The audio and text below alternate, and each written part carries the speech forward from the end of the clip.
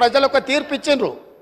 ప్రజలకు ఇప్పుడు మనం తిరిగి ప్రతిపక్షంలో మీరు పోషించాల్సిన పాత్ర మీరు పోషించండి, పాలకపక్షంలో మేము చేయాల్సిన నిర్ణయాలు మేము చేస్తాము, మాకు పాలసీ లేదు పాలసీలు తేలేదు అంటారు.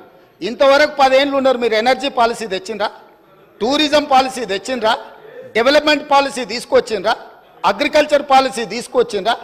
ఏదైనా ఒక పాలసీ ఇప్పటి వరకు 10 సంవత్సరాలలో మీరు తీసుకొచ్చిన ఒక పాలసీ చెప్పండి.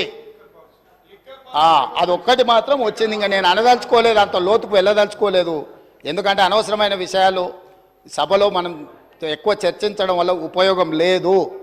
కాబట్టి అధ్యక్ష, వారికి ఓపిక ఉండాలి, సహనం ఉండాలి. అనుకోకుండా అవకాశం వచ్చింది, 10 సంవత్సరాలు మంత్రిగా కొనసాగిండ్రు, సంతోషపడుండ్రి. తెలంగాణ సమాజం ఇంత ఇచ్చింది మీకు. వారు ఒక అలిశెట్టి ప్రభాకర్ గారి గురించి వారి కోట్ చేసినట్టు ఉన్నారు. నేను వస్తా విన్నాను అధ్యక్ష.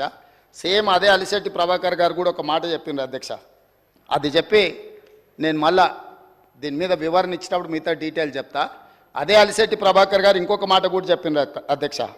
ఒక అడవిలో గుంటనక్కనంట ప్రమాణ స్వీకారం చేసిందట, ఇక ముందు మిమ్మల్ని ఎవరిని మోసగించనని. అడవిలో గుంటనక్క ప్రమాణ స్వీకారం, మిమ్మల్ని ఎవరిని మోసగించనని చేస్తే గుంటనక్కని ఎవరన్నా నమ్ముతారా అధ్యక్ష? 10 సంవత్సరాలు ఏలి ప్రజల్ని మోసం చేసి ఇవాళ వారు అక్కడ కూర్చొని ఈ ప్రభుత్వం ఏం చేయట్లేదు, ఈ ప్రభుత్వం తెలంగాణ సమాజాన్ని మోసం చేసింది అన్నట్టుగా మాట్లాడితే నమ్మడానికి ఎవరు సిద్ధంగా లేరు అధ్యక్ష. అదే అలిశెట్టి ప్రభాకర్, కరీంనగర్ బిడ్డ, సిరిసిల్లనే అనుకుంటా పొన్నం ప్రభాకర్ గారు చెప్పాలి, జగిత్యాల. వారు చెప్పిందే కూడా మన కళ్ళ ముందల ఉంది అధ్యక్ష. కాబట్టి దయచేసి తారక రామారావు గారికి నా సూచన ఒకటే. సరే పెద్దలు వారు రాలేదు, వారి అనుభవంతో మాకేమైనా సూచనలు ఇస్తారని ఎదురు చూసిన, చీల్చి చెండాడుతా అని అంటే ఎందుకైనా మంచిదని బుల్లెట్ ప్రూఫ్ జాకెట్ కూడా తోడుకొని వచ్చినాం అధ్యక్ష. మా వెంకటరెడ్డి గారు అయితే 10 గంటలకు అసెంబ్లీ అని అంటే 9:30కే వచ్చి కూర్చున్నాడు, అదేందో చూద్దామని చెప్పి.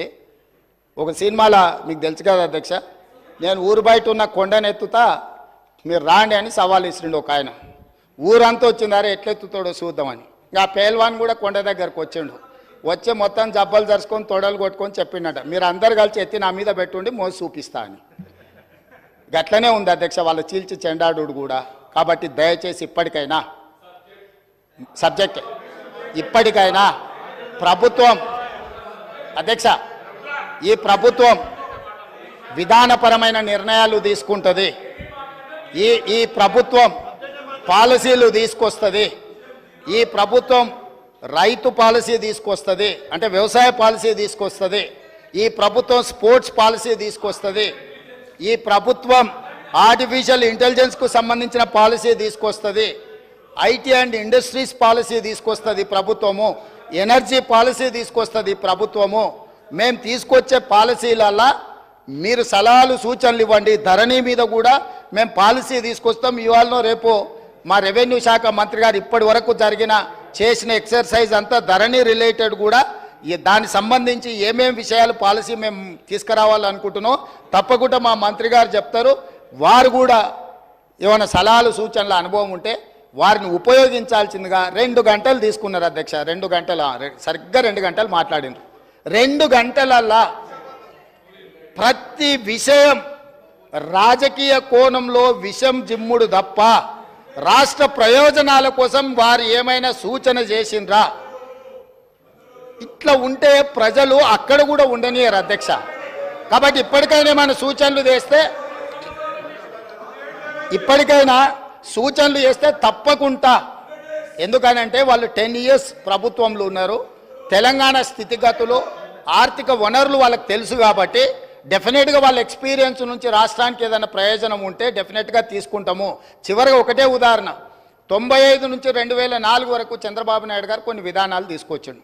2004లో కాంగ్రెస్ పార్టీ అధికారంలోకి వచ్చిన తర్వాత చంద్రబాబు నాయుడు గారి మీద కోపంతోనో ఇంకొకరి మీద కోపంతోనో ఆ విధానాలను మార్చలేదు అధ్యక్ష. వాటిని ఇంకా పెంపొందించి విస్తరించి ప్రణాళికబద్ధంగా దాని మీద మెరుగైన విధానాలు తీసుకొచ్చి అభివృద్ధి చేసింది. కాబట్టి హైదరాబాద్కు మెట్రో వచ్చింది, హైదరాబాద్కు ఔటర్ రింగ్ రోడ్ వచ్చింది, హైదరాబాద్కి అంతర్జాతీయ ఎయిర్పోర్ట్ వచ్చింది, హైదరాబాద్కి ఐటీ కంపెనీలు వచ్చినాయి, హైదరాబాద్కు ఫార్మా కంపెనీలు వచ్చినాయి, హైదరాబాద్కి గోదావరి జలాలు వచ్చినాయి, హైదరాబాద్కి కృష్ణా జలాలు వచ్చినాయి అధ్యక్ష. వాళ్ళు నిజంగానే ఉపయోగపడే పాలసీ ఏదైనా తెస్తే కొనసాగించడానికి అభ్యంతరం లేదు. మేము తెచ్చిన పాలసీల మీద వారేమైనా సూచన చేస్తే సహేతుకమైన సూచనలు సలహాలు తీసుకోవడానికి కూడా మా ప్రభుత్వానికి ఎలాంటి అభ్యంతరం లేదని తమ ద్వారా ప్రతిపక్ష నాయకులకు నేను చెప్పదలుచుకున్నా అధ్యక్ష.